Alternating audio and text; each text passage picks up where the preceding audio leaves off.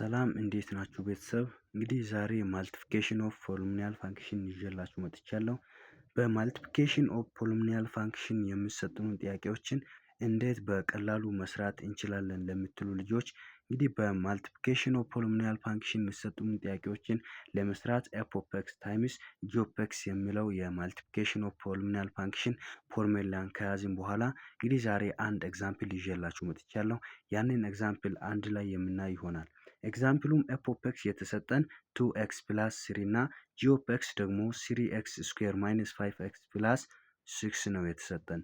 እንግዲህ ይሄን ኤግዛምፕል እንዴት በቀላሉ ሶልቭ ማድረግ እንችላለን የሚለውን ስናይ እንግዲህ በመጀመሪያም ሶሉሽን ካልን በኋላ ኤፍ ኦፍ ኤክስ ታይምስ ጂ ኦፍ ኤክስ ካልን የኤፍ ኦፍ ኤክስን ዋጋ እንጽፋለን ታይምስ የጂ ኦፍ ኤክስን ዋጋ እንደገና 3x ስኩዌር ማይነስ 5x ፕላስ 6 ብለን ከጻፍን በኋላ እንግዲህ ማስተዋል ያለብን ወደ ስቴፕ 2 ከመሄዳችን በፊት የኤፍ ኦፍ ኤክስ ዋጋ ሁሉም የጂ ኦፍ ኤክስን እንደሚያባዛ መረዳት አለብን። በማልቲፕሊኬሽን ኦፍ ፖሊኖሚያል ፋንክሽን ጊዜ የኤፍ ኦፍ ኤክስ ዋጋ ሙሉ የጂ ኦፍ ኤክስን ያባዛል ማለት ነው። እንግዲህ እዚህ ጋር 2x አለ፣ እንደገና 3 አለ። ይሄ 2x የጂ ኦፍ ኤክስን ሙሉ ያባዛል ፕላስ 3 ደግሞ የጂ ኦፍ ኤክስን ሙሉ ያባዛል ማለት ነው። እንግዲህ ስቴፕ 2 ላይ ስንሄድ በመጀመሪያም 2x እንላለን። ይሄን 2x ከጻፍን በኋላ ብራኬት እንከፍታለን። ከዛ በብራኬት ውስጥ 3x ስኩዌር እንጽፋለን ማይነስ 5x ፕላስ 6 ብለን የጂ ኦፍ ኤክስን ዋጋ ከጻፍን በኋላ ብራኬቱን እንዘጋለን ማለት ነው። በመቀጠልም ፕላስ 3 እዚህ ጋር አለች። ይችን ፕላስ 3 እንጽፍና እንደገና የጂ ኦፍ ኤክስን ዋጋ ሙሉ እንጽፋለን ማለት ነው። 3x ስኩዌር ማይነስ 5x ፕላስ 6 ብለን እንዲህ በብራኬት ውስጥ እንጽፋለን። እንግዲህ በእንዲህ አይነት መልኩ ስቴፕ 2ን ከጻፍን በኋላ ስቴፕ 3 ላይ ሲነድ እንግዲህ እዚህ ጋር 2x ብለን በብራኬት ውስጥ ጽፈናል ፕላስ 3 ደግሞ ብለን በብራኬት ውስጥ ጽፈናል። ይሄን 2xን ከነዚህ ጋር ሙሉ እናባዛለን፣ 3ን ደግሞ ከነዚህ ጋር ሙሉ እናባዛለን ማለት ነው።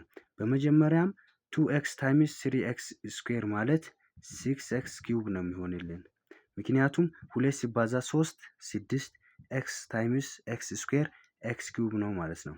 እንደገና 2x ታይምስ ማይነስ 5x ማለት ማይነስ 10x ስኩዌር ይሆናል። ማይነስ 10x ስኩዌር ካልን እንደገና 2x ታይምስ 6 12x እንላለን። 12x ካልን በኋላ ይሄን ከጨረስን ቀጥታ ወደዚህ እንሄዳለን ማለት ነው። 3 ታይምስ 3x ስኩዌር ማለት 9x ይሆናል። 9x ስኩዌር እንላለን። 9x ስኩዌር ካልን እንደገና 3 ታይምስ ማይነስ 5x ማለት ማይነስ 15x እንግዲህ ማይነስ 15x ካልን በኋላ በመጨረሻም 3 ታይምስ 6 ማለት 18 ይሆናል።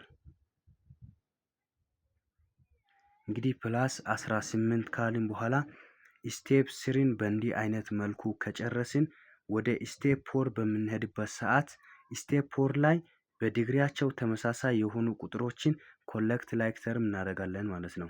እንግዲህ እዚህ ጋር 6x ኪዩብ አለ። በዲግሪያቸው ላይ ኪዩብ ስለሌለ ቀጥታ እናወርዳለን። 6x ኪዩብ ካልን በኋላ እዚህ ጋር ማይነስ 10x ስኩዌር አለ። እዚህ ጋር ደግሞ ፕላስ 9x ስኩዌር አለ። በብራኬት ውስጥ ማይነስ 10x ስኩዌር ፕላስ 9x ስኩዌር እናደርጋለን። እንግዲህ በእንዲህ አይነት መልኩ ስኩዌርን ከጻፍን በኋላ እዚህ ጋር 12x አለ። እዚህ ጋር ደግሞ ማይነስ 15x አለ። እንደገና በብራኬት ውስጥ እንጽፋለን።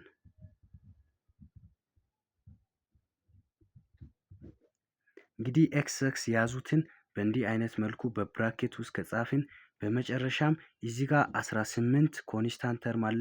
ሌላ ኮንስታንት ተርም ስለሌለ ፕላስ 18 እንላለን ማለት ነው።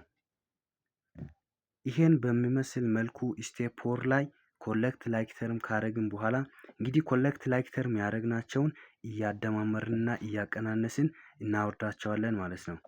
ይሄ 6x ኪዩብ ቀጥታ ይወርዳል። ምክንያቱም ከእሱ ጋር የሚደመር ሌላ ቁጥር ስለሌለ እና ኪዩብ የያዘ ሌላ ስለሌለ 6x ኪዩብን ካወረድን እዚህ ጋር ስንመጣ ማይነስ 10x ስኩዌር እና ፕላስ 9x ስኩዌር ይሄ ማለት ኔጌቲቭ 10 ሲደመር 9 ማለት ማይነስ 1 ስለሆነ ማይነስ ኤክስ ስኩዌር ይሆናል። ማይነስ ኤክስ ስኩዌር ማለት ማይነስ 1x ስኩዌር ማለት ነው።